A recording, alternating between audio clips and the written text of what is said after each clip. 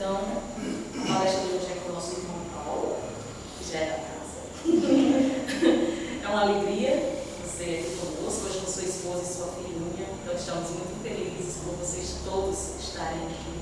Como eu já disse na prece, Jesus me inspire mais ainda na palestra de hoje, que é o capítulo 26 do Evangelho segundo o Espiritismo, dai gratuitamente que gratuitamente recebestes.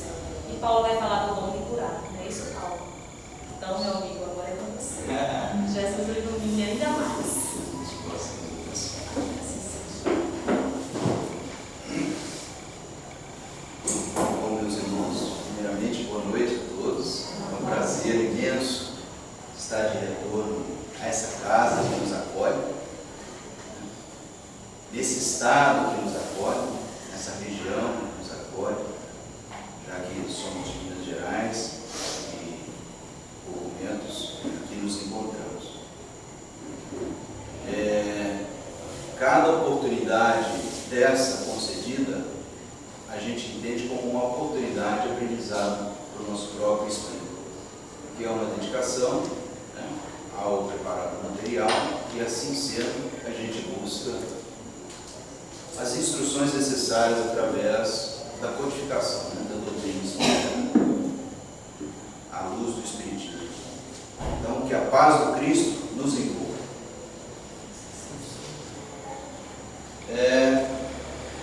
Nós trouxemos algum material para poder... esse uso da tecnologia é um intuito de despertar outros sentidos, né? Além da audição, a visão também.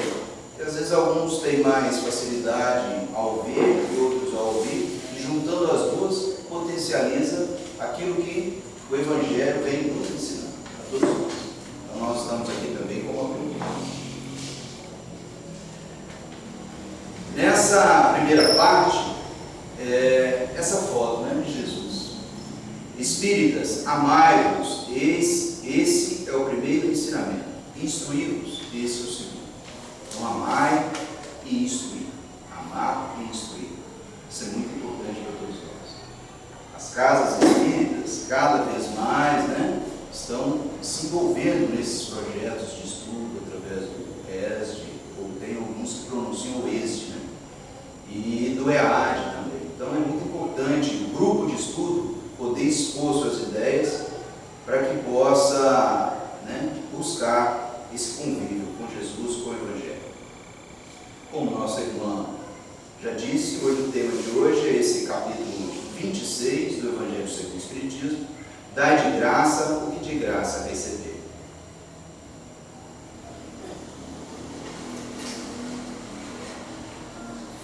Bom, essa primeira foto que traz, e com esses dizeres: restituir a saúde aos doentes, ressuscitai aos mortos, curai os leprosos, expulsai os demônios, dai gratuitamente o que gratuitamente haveis recebido. Jesus. É muito importante, nós destacamos os verbos dessa frase e nós vamos falar sobre eles também. E, não obstante, nós vamos buscar, através da codificação pelo Kardec, né, no Livro dos Espíritos, a questão 614, ela nos traz nuances para entender esses ensinamentos de Jesus, ao qual foi dito. A pergunta 614 do Livro dos Espíritos, Kardec, indagando aos Espíritos, diz: que se deve entender por lei natural? A lei natural é a lei de Deus. É a única verdadeira para a felicidade do homem. Indica-lhe o que deve fazer ou deixar de fazer, e ele só é infeliz quando dela se afasta. Ele só é infeliz quando dela se afasta. Ou seja, dentro desse conceito que os Espíritos trazem a Kardec e a todos nós, viver é ter alegria, como foi dito, narrado, né? Agora há pouco, pela nossa irmã. Então, nada combinado, a gente percebe a espiritualidade manifestando com todos nós. No Caminho, Verdade e Vida, fala sobre um tema da reencarnação, porque ele fala sobre ressurreição.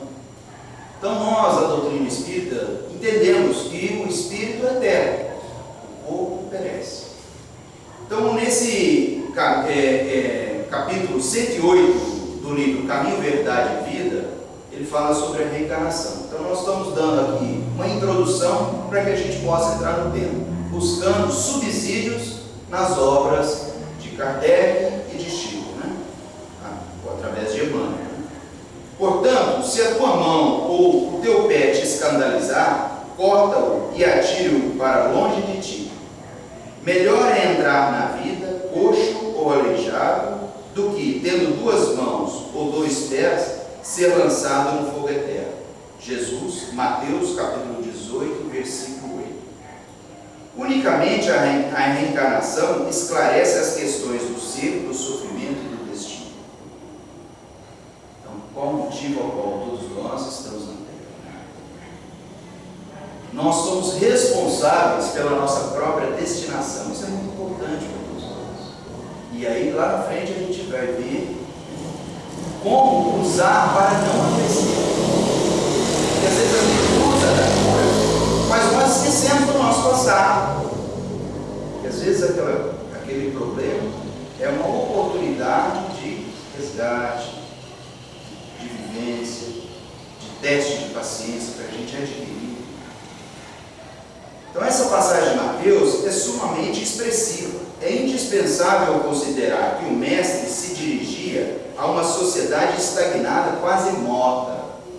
Olha só, estagnada, quase morta. Então, quando ele diz lá, restitui a saúde aos doentes, ressuscitai, curai e expulsai. Então, o que ele quer dizer quase morte? Não é somente a morte do corpo de carne. Se às vezes a gente afasta das coisas boas e ficamos na inércia, aquilo a gente passa uma encarnação sem proveito. Ou seja, fica como se fosse algo apagado. Não aproveitamos a oportunidade que nos são concedidas gratuitamente.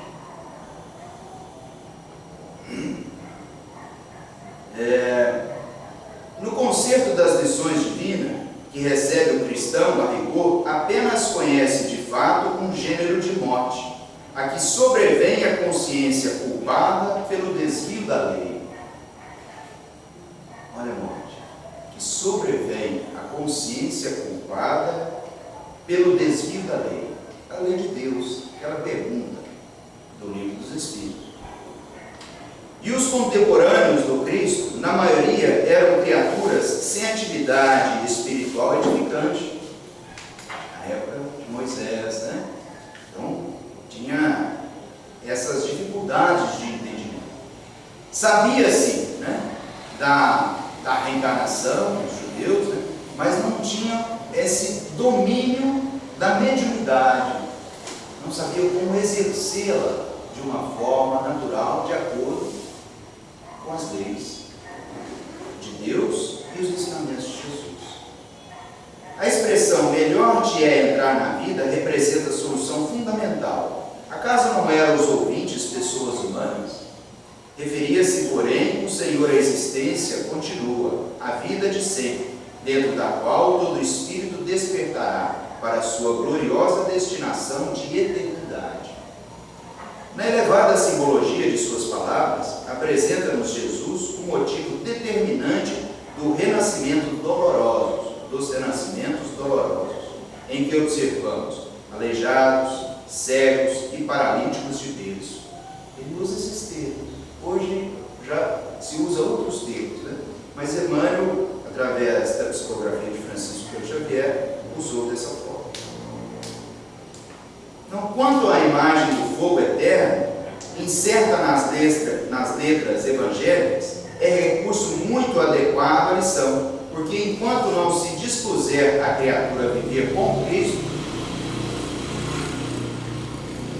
será impelida a fazê-lo através de 1000 meios diferentes. Se a rebeldia perdurar por infinidade de séculos, olha a felicidade, né? Rebeldia. Então ele perde a felicidade adversidade. E diz: se a rebeldia perdurar por infinidade de séculos, os processos purificadores permanecerão.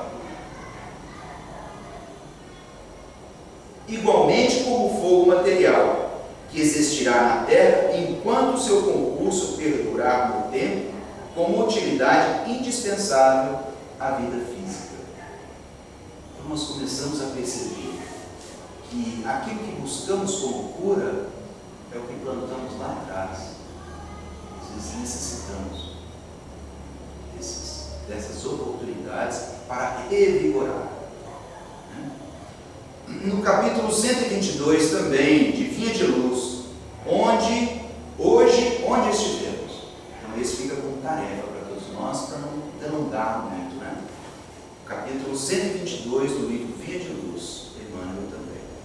Vamos para o próximo slide. Nós aqui buscamos retirar do texto os verbos, e aí restituir, ressuscitar, curar, expulsar, como nos diz o Evangelho segundo o Espiritismo. Restituir, fazer com que seja retornado, enviar de volta, efetuar reparos ou modificação, segundo o modelo original. Olha que interessante isso. Como Deus nos criou. Mesmo? Então essa pergunta que fica. Então todos nós somos criados simples e ignorantes. Então viemos construindo uma bagagem para que pudéssemos estar nessa purificação do Espírito. Por isso a gente tem a bênção da reencarnação como uma providência divina, uma misericórdia de Deus, que nos concede oportunidades de vivências de diversas formas. E as adversidades que nos ensinam. Aonde nós vamos aprender a tolerância, a paciência, o amor? Não é mesmo? É a convivência fraterna perante seres da criação. Então, é necessário restituir a todos nós. É para cada um, não é para o outro. Então, quando a gente busca essa renovação interna, consequentemente, gera um movimento, ondas vibratórias, que vão agregar valores ao nosso semelhante, consequentemente a nós mesmos, através dos trabalhos. Ressuscitar. Essa palavra vem do grego anástase. É a ressurreição, levantar, reerguer, porque antigamente, na época, a pessoa, ela tinha como deitar. Então, anástase significa levantar, dar vida, ter condições, alegria, felicidade. Então, é esse termo ressuscitar nesse parâmetro para a gente também poder entender, desse jeito. Então, as curas que Jesus fez na época, para que pudesse exemplificar para todos nós essas necessidades de poder restituir em nós, ressuscitar em nós essa alegria em cada um de nós, não é mesmo?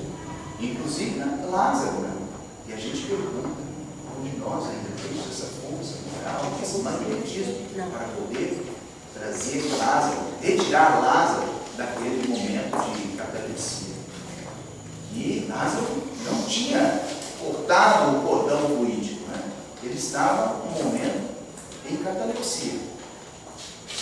E aí Jesus, com o seu magnetismo, retira Lázaro e continua, ele levanta Lázaro, nesse sentido de anástase.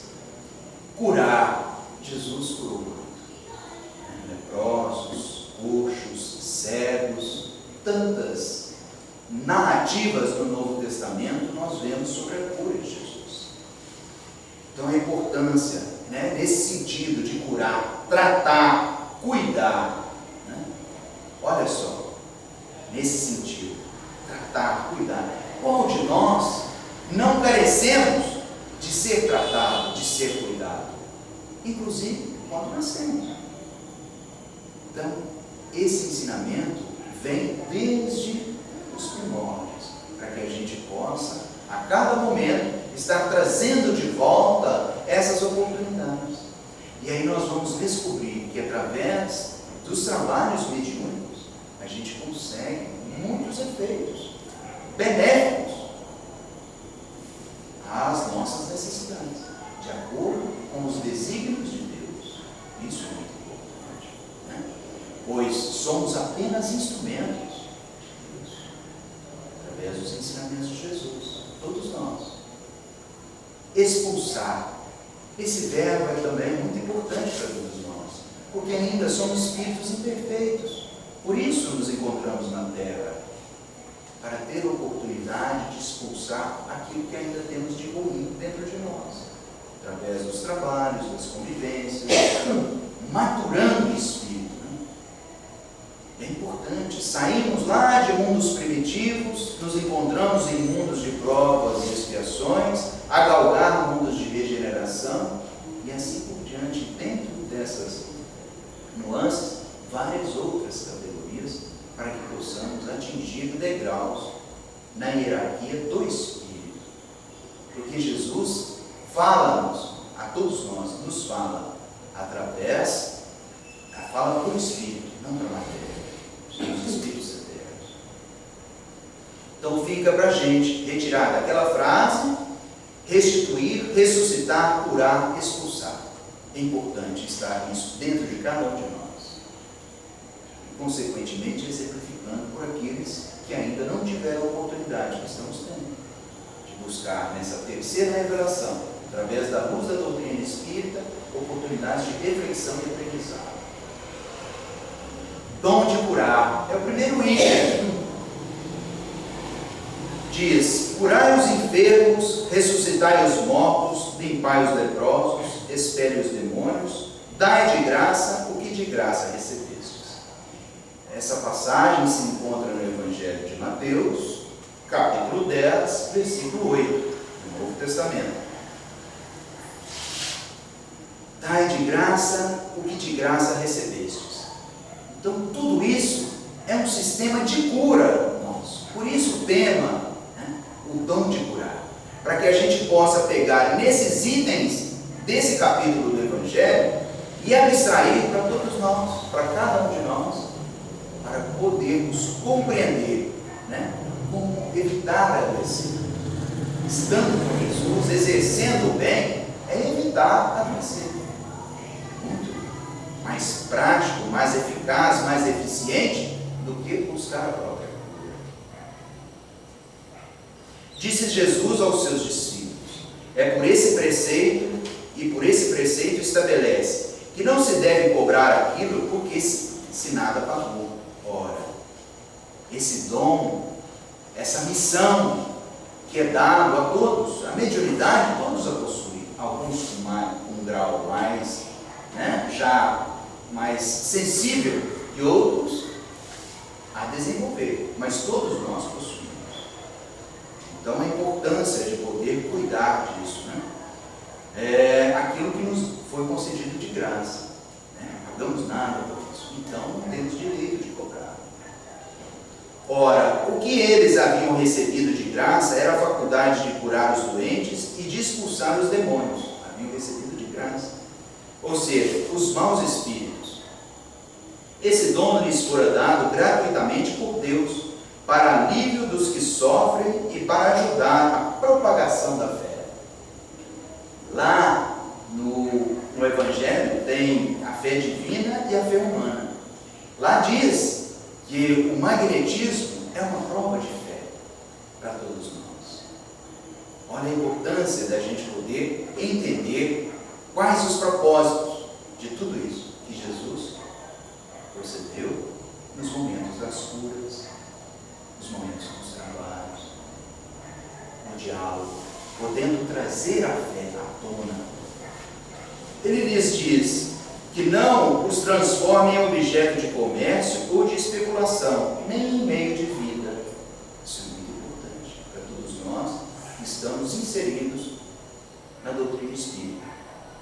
Então, dai de graça e de graça recebestes. E a gente percebe, lá na frente nós vamos ver nos próximos slides, que esse dai de graça não é somente a moeda, não é somente a paga. Cobrar do outro a tolerância, cobrar do outro exigindo aquilo que ainda não foi aperfeiçoado, é também uma forma de cobrança. Nós precisamos estar alertos a isso diariamente. Não é mesmo? Exigir do outro algo que ainda não conquistou. Ou seja, sentimentos são os instintos elevados à altura do progresso e amizade. Cada qual no seu. E como somos nós? Com Cristo. Quanto eles nos toleram? Quantas vezes nos perdoa? Nos perdoou e nos perdoa. Então, como querer do nosso próximo? Isso é muito importante para todos nós. Essa frase, de Madre Teresa de Calcutá: as mãos que ajudam são mais sagradas do que os lábios que rezam. Olha que maravilha. Fiz questão de trazer também, porque a doutrina espírita, ela é uma ciência, uma filosofia, uma religião. Mas não religião não no sentido de culto, no sentido de estabelecer a criatura ao Criador. Esse tríplice aspecto da doutrina espírita nos concede essa oportunidade de reflexão. Então, às vezes a gente vê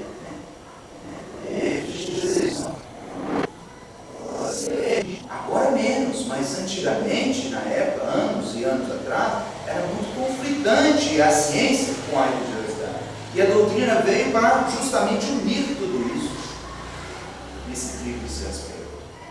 Importante para todos nós.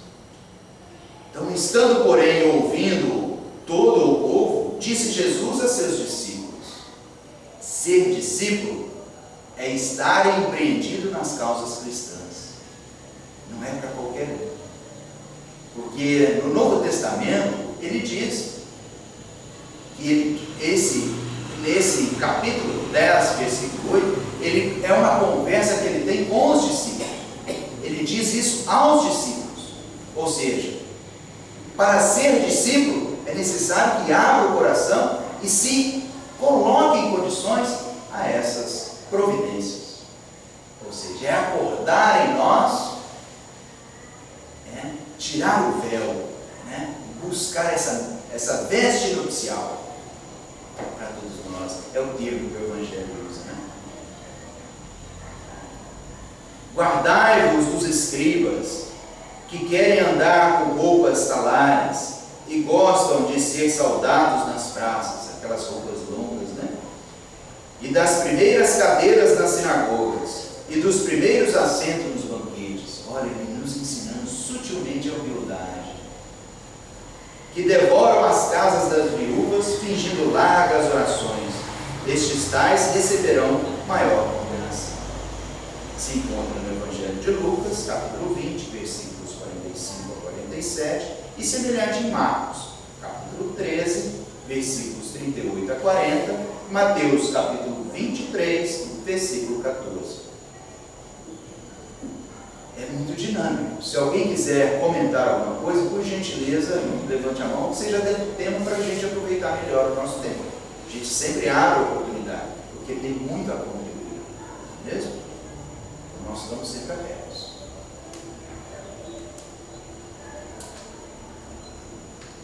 Então, no item número 4 do Evangelho segundo o Espiritismo, dentro desse capítulo 26, disse ainda Jesus: não façais que as vossas preces sejam pagas. Não façais como os escribas, que a pretextos de longas preces devoram as casas das viúvas. Olha que importante isso, Então essa conversa do nosso interior, para que a gente possa deliberar os nossos limites, não transgredindo-os e afligindo ao nosso próximo. Mesmo?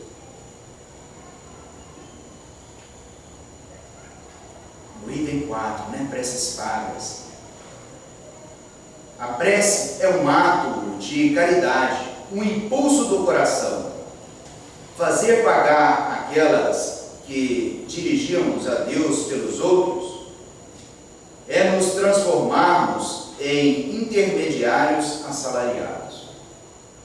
o que toca os espíritos na prece, o fervor do pensamento, o impulso de coração. Dizer com o coração. O fervor. Buscar lá de dentro. Né? E ele ainda diz: Deus não vende os seus benefícios, mas concede-os. Como, pois, aquele que nem sequer é seu distribuidor e que não pode garantir a sua obtenção, cobra um pedido que talvez nem chega atendido, Deus não pode subordinar um ato de clemência, de bondade ou de justiça que se solicita de sua misericórdia a um determinado pagamento, não sendo efetuado ou sendo insuficiente a justiça, a bondade e a clemência de Deus ficariam em suspenso. Hoje, se Deus é o absoluto, é todo justiça e todo amor, não tem como, né? Usufruir para cobrar. A razão, o bom senso, a lógica dizem-nos que Deus, a perfeição absoluta, não pode delegar às criaturas imperfeitas o direito de estabelecer preços para a sua justiça, pois a justiça de Deus é como o sol. Linda essa frase, não é mesmo? Do Evangelho. A justiça de Deus é como o sol, que se distribui para todos, para o pobre como para o rico. Se considerarmos imoral traficar com as graças de um soberano terreno, seria lícito vender ao soberano do universo?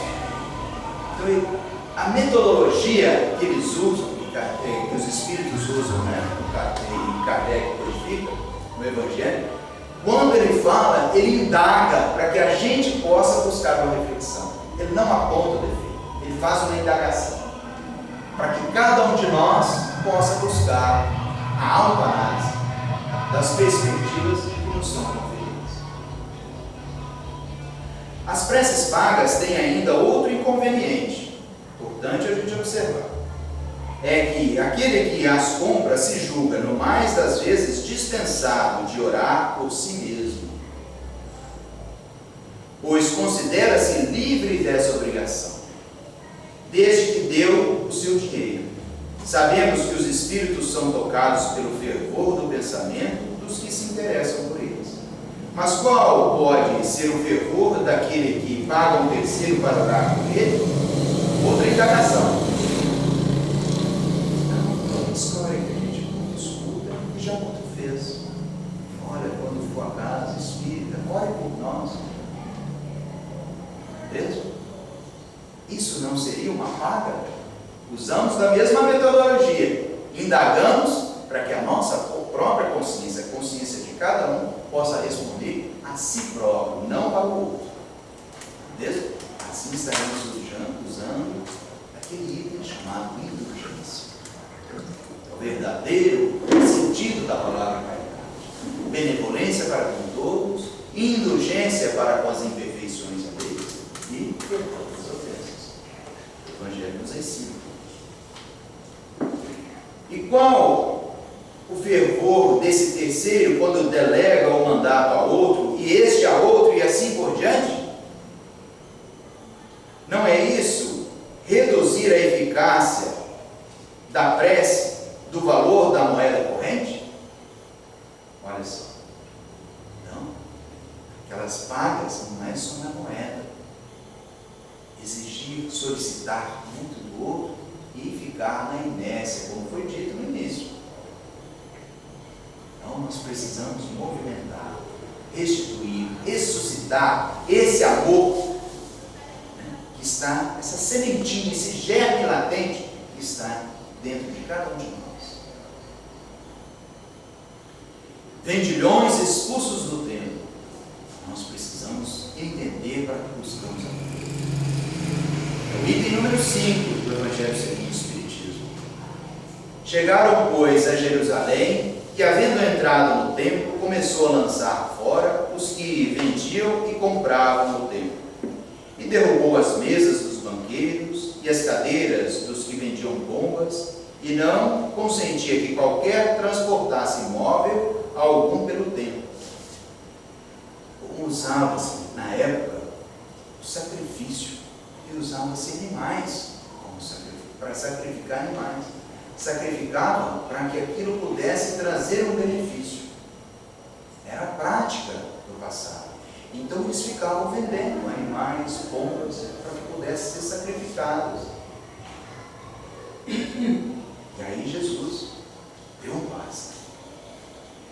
Foi firme, enérgico, na hora necessária. Como aqueles professores que a gente tem quando... Com licença.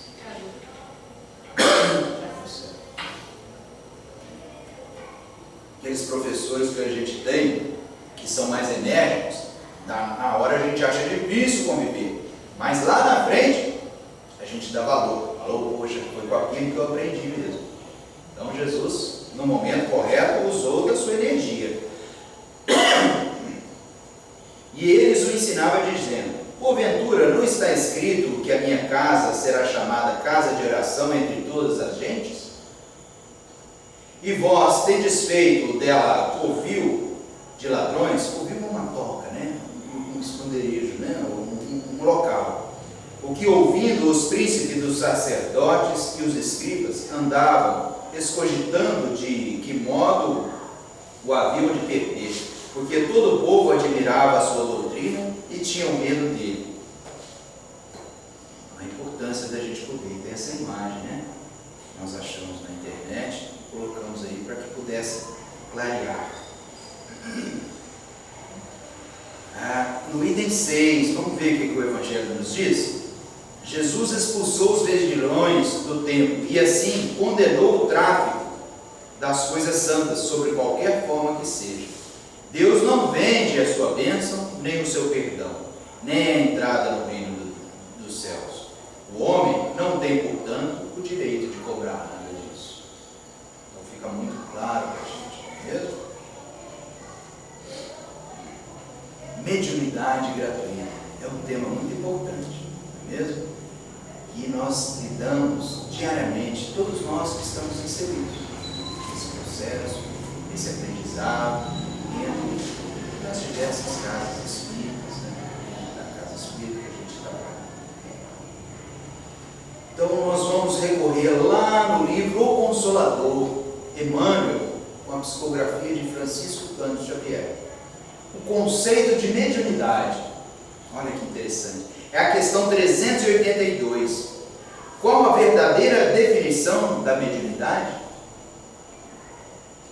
Então Emmanuel responde: a mediunidade é aquela luz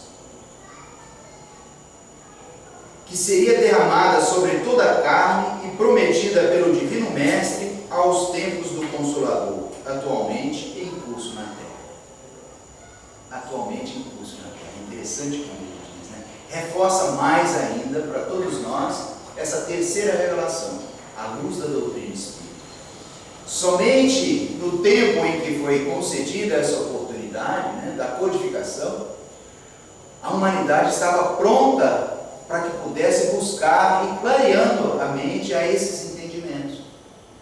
Até então, Jesus, né, primeira revelação através de Moisés, depois Jesus e agora a doutrina espírita, para que a gente pudesse entender. Olha, Emmanuel usa o termo, a missão mediúnica. Nós perguntamos, será que nós entendemos isso como uma missão? Todos nós precisamos enfrentar, não é mesmo? Porque nem sempre é fácil, né, exercer essa missão de mediunidade. Então, às vezes, passa para que a gente possa educar a mediunidade, passamos por diversas fases. E aqui ele vem nos encorajando, nos dando uma oportunidade como missão, mas não como espíritos missionários, né? Talvez a missão seja vir à casa espírita, vir a um estudo, vir fazer uma prece, não é mesmo? Então não é aquele espírito missionário, né? Como Kardec, como Chico Xavier, mas é aquela missão ao seu nível, né? Ao entendimento que foi dado até então. E todos possuem. Isso é importante. Então ele diz, a missão mediúnica, se tem os seus percalços e as suas lutas dolorosas, é uma das mais belas oportunidades de progresso e de redenção, concedidas por Deus aos seus filhos misérimos. Sendo luz que brilha na carne, a mediunidade é atributo do Espírito. Olha por que não colocar mesmo? A mediunidade é atributo do Espírito. Patrimônio da alma imortal, elemento renovador. Ao restituir, que nós vimos lá atrás, elemento renovador da posição moral da criatura terrena, enriquecendo todos os seus valores no capítulo da virtude e da inteligência. O que o ser humano trabalha na Terra? O ser humano, todos? Dos diversas formas de trabalho. Trabalho é exercer algo, né? Estar em ação. Existem várias e várias formas de trabalho. Não é só aquele remunerado, né? O trabalho é o desenvolvimento da inteligência. E a partir do momento que a gente trabalha no sentido de auxiliar e servir, como diz Emmanuel, nós estamos tendo oportunidade de convivência com o nosso próximo. E aí a gente começa a trabalhar de uma maneira mais eficiente, mais eficaz, a partir do momento que nós vamos cultivando esse trabalho em nossas rotinas. Nós vamos aprendendo ao trabalho que a cada um é conferido. Seja no lar, seja na casa, seja na convivência em família, tudo é trabalho. Então, nós vamos desenvolvendo virtude e inteligência, e desenvolvendo a inteligência, sempre que se encontre ligada aos princípios evangélicos na sua trajetória pela face dos mundos. Que maravilha, hein? Lá no livro Consolador, ele diz, né, os médiuns modernos, pois os apóstolos também tinham mediunidade, receberam igualmente de Deus um dom gratuito, que é o de ser intérprete dos Espíritos, para instruírem os homens, para lhes ensinares o caminho do bem e levá-los à fé, e não para lhes venderem palavras que não lhes pertencem, pois que não originam de suas ideias, nem de suas pesquisas, nem em qualquer outra espécie de trabalho pessoal. A importância da gente poder analisar tudo isso. Não é uma cura para a gente? Poder aprender tudo isso que o Evangelho nos traz? Deus deseja que a luz atinja a todos. Justiça, não é mesmo? E não que o mais pobre seja deserdado e possa dizer, não tenho fé, porque não pude pagar. Ora, se é cobrado, e aqueles que não possuem condições, como desenvolver? A importância. Não tenho fé, porque não pude pagar. Não tive a consolação de receber o estímulo e o testemunho de afeições daqueles por quem choro, pois sou pobre. Eis porque a mediunidade não é um privilégio, e se encontra por toda parte. Fazê-la pagar seria, portanto, desviá-la de sua finalidade providencial. Nós envolvermos nas nossas atividades, é bastante importante que a gente busque a humildade, o entendimento, a abertura, porque todos nós estamos em aprendizado. Espíritos puros não precisam reencarnar mais, salvo aqueles que vêm contribuir com a obra de Cristo. Então, se estamos reencarnados, e ainda necessitamos purificar. Não é mesmo? E como mesmo? Trabalho árduo. É verdade. Aquele, pois, que deseja comunicações sérias, já no item 8, tá? São 10 itens. Aquele, pois, que deseja comunicações sérias, deve primeiro procurá-las com seriedade, esclarecendo-se quanto à natureza das ligações do médium com os seres do mundo espiritual. É um intercâmbio, não é mesmo? Intérprete dos espíritos. Ora, a primeira condição para se conseguir a boa vontade dos bons espíritos é a que decorre da humildade, devotamento e abnegação. Devotar é dedicar. Abnegar é deixar de si, renunciar. Renunciar. O mais absoluto interesse, desinteresse moral e material. Ou seja, é começar por baixo. Entender que nós estamos buscando o aprendizado, o aperfeiçoamento moral do Espírito. Como Jesus, como os Espíritos puros nos enxergam.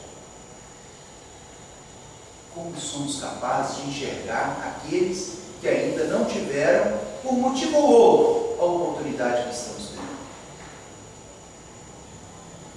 Mesmo? Às vezes a gente cobra muito, né, dos políticos, das pessoas, não desfazendo de ninguém, mas para que a gente possa conscientizar. E cada qual no seu momento. Pagarão aqueles, como nós estamos pagando também, pelos atos que ainda não conseguimos efetivar, que estão no contexto cristão. Porque nós temos Jesus como guia e modelo para toda a humanidade. É o Espírito mais puro que aqui esteve para nos exemplificar o amor. Então essa foto nos traz, né, um exemplo de humildade. Jesus lavando os pés dos apóstolos.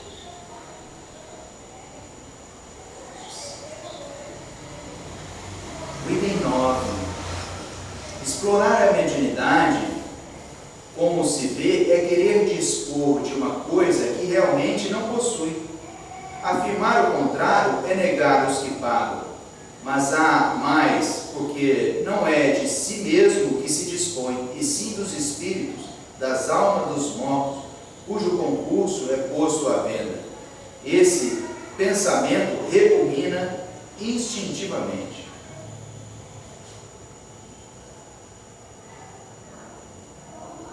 Foi esse tráfico degenerado em abuso explorado pelo charlatanismo, pela ignorância, a credulidade e a superstição, que provocou a proibição de Moisés. Então, quando ele narra no Antigo Testamento que não comunicasse com os mortos, ou seja, a própria narrativa no Antigo Testamento, não no Novo, antes de Jesus, que ele proibiu, que pudesse comunicar. Mas por que não comunicar com os mortos? Então eles já sabiam essa possibilidade. Que hora nós temos? Obrigado. Obrigado.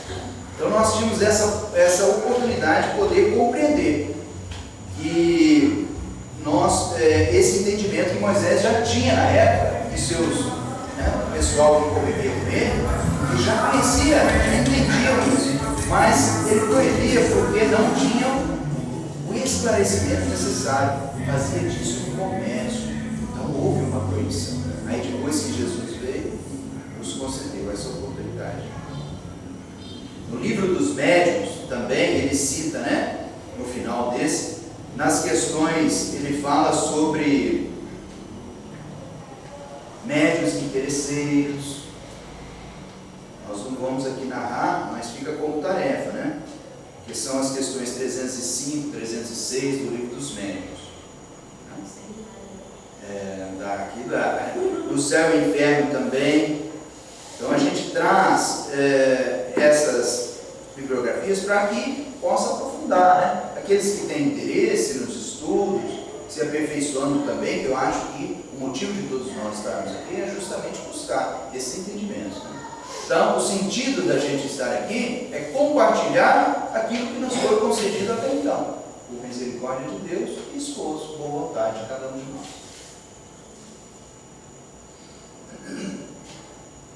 Então, a mediunidade, o último item. A mediunidade é sagrada, que deve ser praticada santamente, religiosamente.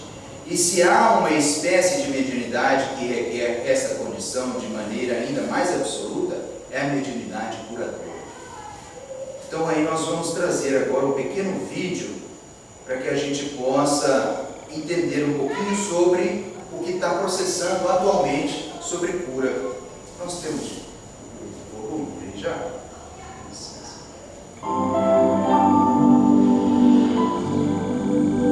A medicina espiritual vem crescendo, ganhando credibilidade e comprovação científica. Existem escolas, universidades, Harvard, por exemplo, Stanford, são universidades que dedicam disciplinas para estudar a espiritualidade aplicada à saúde. As escolas australianas, Melbourne, Universidade de Melbourne, a Universidade de Copenhague, algumas universidades chinesas, em Taipei, são escolas médicas que deram abertura absoluta para os conhecimentos da espiritualidade na prática médica. A AME Brasil, que é realmente a entidade mágica que congrega todas as outras AMEs nos diversos estados da federação, tem trabalhos maravilhosos, trabalhos científicos de alto valor, procurando fazer um casamento entre medicina e espiritualidade. Em Santa Catarina, a união entre medicina e espiritualidade é praticada no Núcleo Espírita Nosso Lar há 22 anos. Uma entidade sem fins lucrativos, mantida com doações espontâneas, o Nosso Lar, em São José, oferece tratamento complementar aos pacientes. Nós encontramos a nossa vocação, que é a saúde. E então juntamos a médicos, a cientistas, estudiosos e começamos a praticar a medicina vibracional, que é a medicina indicada pelos espíritos. É fundamental a responsabilidade do paciente no seu diagnóstico mais precoce possível, na sua condução das orientações que o seu médico define, tanto é que aqui em Nosso Lar nenhum paciente adentra a nossa instituição para tratamentos energéticos e espirituais complementares sem um diagnóstico médico. A cada semana, o Núcleo Espírita Nosso Lar atende gratuitamente cerca de 600 pessoas que buscam ajuda emocional e espiritual. Quando nós não conseguimos nos adaptar à realidade que temos, que somos e que estamos vivendo, nós começamos a ter problemas na compreensão, no entendimento e principalmente no ato de viver. Então começam a aparecer certas avarias emocionais, energéticas, espirituais, como depressão, estado alterado de consciência, psicoses, comportamento alterado em criança, em jovem, em adultos, e isto é tratado no nosso lar. São as doenças mentais de maneira geral, transtornos obsessivos, compulsivos, esquizofrênicos, enfermidades tipo Alzheimer, Parkinson e também algumas doenças e enfermidades consideradas leves, não críticas, físicas. Em nosso lar nós tratamos deste paciente, nós tratamos o espírito do paciente, aquela parte inteligente que ordena a mente e que ordena o corpo. Então os espíritos atuam no corpo físico através da percepção extrasensorial, que nós chamamos de mediunidade. Neste processo existe a captação de informação que o médium procura passar ao paciente, através de passes, através de envolvimento, de toques e principalmente com o seu próprio pensamento positivo, com a sua onda pensante, com o seu magnetismo pessoal e também com o magnetismo espiritual, ele consegue então influenciar o ser doente para levá-lo a um estado de equilíbrio. São mais de 650 voluntários trabalhando na aplicação de terapias vibracionais, como passes de câmara, cromoterapia e massagem de toalha. A transferência energética harmoniza o centro de força, buscando a saúde e o bem-estar do paciente. Esses centros de força, ou chakras, eram coisas que eram discutidas há pelo menos 4.000 anos e que eram coisas que eram discutidas dentro de um ambiente místico, religioso, transcendente, esotérico, chame como quiser. Hoje, esse tema é estudado com uma profundidade científica. No perispírito nós temos centro de força e no corpo nós temos plexos. Plexos que são constituídos de músculos, de nervos, de funções, né, de células, e no perispírito nós temos essa mesma função, nós temos este mesmo órgão, só que de uma maneira etérea. Esses centros de força existem dentro de uma condição vibracional específica e que pode ser manipulado através de processos cirúrgicos espirituais, podem ser manipulados através de emissão de cores, passes e radiações e imposição de mãos. São centros transformadores, captam, por exemplo, sensações, emoções, pensamentos, transformam em energia química. Por isso, essa ligação e essa necessidade de compreender mais a respeito de si mesmo, da sua própria anatomia, do seu pensamento, a força e o que significa um bom pensamento, pensamento equilibrado, o que significa pensamentos negativos, levando a desequilíbrios no nosso sistema imunológico. Estudos científicos já mostram que o desequilíbrio mental e emocional é capaz de gerar doenças físicas. Existe uma conexão clara, inseparável das áreas pensantes, das áreas físicas. Nós temos glândulas poderosíssimas, como é a pineal, estudada hoje em dia no mundo científico em todo o planeta, como uma glândula de captação de informações preciosíssimas. Temos que ver o homem sempre, o indivíduo, ser sempre como um todo. Não adianta tratarmos de um órgão organizado se ele representa única e exclusivamente um aviso. Ele está representando o ambiente, a parte mais fraca, a parte mais frágil do sistema imunológico, o sistema que cuida do nosso corpo biológico, que ele está conseguindo externar o que está indo na mente e o que está indo no espírito.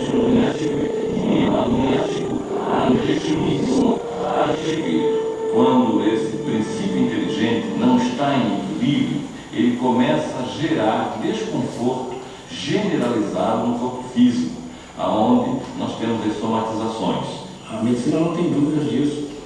Você vê as úlceras pépticas, as úlceras duodenais, o infarto de miocárdio, as doenças degenerativas, uma gama enorme de patologias são decorrentes do estresse, que é a epidemia do século. Para nós, não existe a doença, e sim o ser doente. Através de uma tomografia, o meu médico descobriu que eu tenho um meningioma, que é um tumor que se instalou na base do meu crânio, do meu cérebro. Desde o primeiro momento, eu fui em busca de um complemento para o tratamento. Para cuidar de forma integral dos pacientes de câncer e doenças degenerativas, o Núcleo Espírita Nosso Lar criou o Centro de Apoio ao Paciente com Câncer. No Ribeirão da Ilha, em Florianópolis, o CAPC atende hoje gratuitamente cerca de 150 pessoas por semana. Foi lá no CAPC que eu pude compreender o quanto é importante a gente estar em equilíbrio energético entre mente, corpo e espírito. Eu senti o que foi o efeito da cirurgia espiritual na minha barriga. Eu senti o efeito do passe, eu senti o efeito daquele algodãozinho te tranquilizando, daquelas luzes, da massagem nos pés. Eu disse, isso é o céu. Tanto o Núcleo Espírita Nosso Lar, e principalmente nos casos mais graves do CAPC, que é um centro adequado para essas práticas de cura espiritual, esses é que me encantam. Me deixam realmente entusiasmado, depois de 50 anos de medicina, perceber que o caminho está à nossa frente.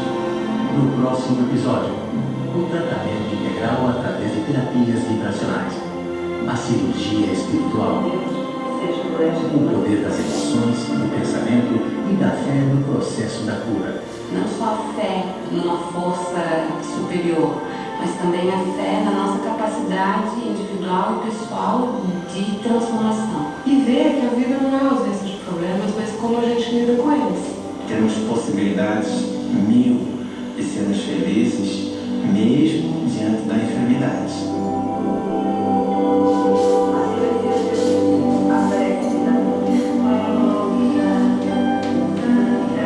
Em busca da cura.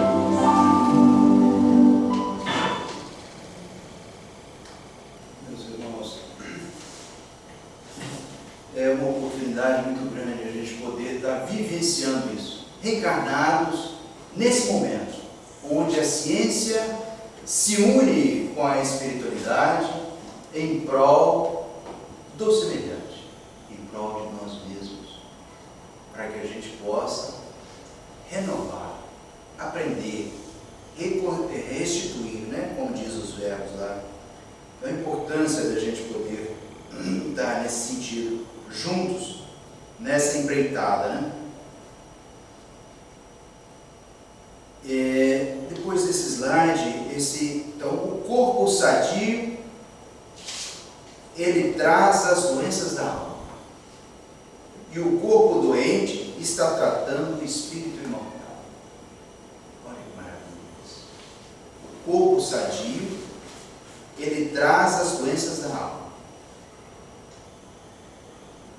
O corpo doente está tratando o espírito imortal. Então fica essa parte para a gente poder refletir, né? Esse slide que traz as mãos, todos nós, que as nossas mãos possam ser abençoadas e possamos colocá-la a serviço do nosso próximo, buscando o ensino desse código de ética moral que é o Evangelho segundo o Espiritismo, dentro desses nobres companheiros e irmãos de todos nós, né? Jesus, nosso irmão mais velho, né? Deus, Kardec e Chico, para que a gente possa buscar. Que a paz e o amor de Cristo esteja conosco. Nossa gratidão a todos presentes, encarnados e desencarnados. Mãos amigas, mãos à obra, mãos das dádivas de Deus, louvado seja Jesus. Com o Evangelho ao caminho da luz, força para a renovação moral, a quem nos conduz. Com Jesus, Kardec e Chico, nossa gratidão por essas mãos. Todos nós juntos, em busca dessa biblioteca de amor, humildade e luz. Graças a Deus. Que Jesus abençoe todos nós. Nós passamos um pouquinho do horário, né? Tem muita informação para compartilhar. Mas então é uma bênção muito grande que a gente tem poder estar aqui. A gente agradece a casa, a espiritualidade maior que sempre está nos assistindo, a todos nós, e possamos ter novas e novas oportunidades, seja comigo, seja com os nossos irmãos, com frades, com freires, que também gostam de estudar, né? Que Jesus abençoe.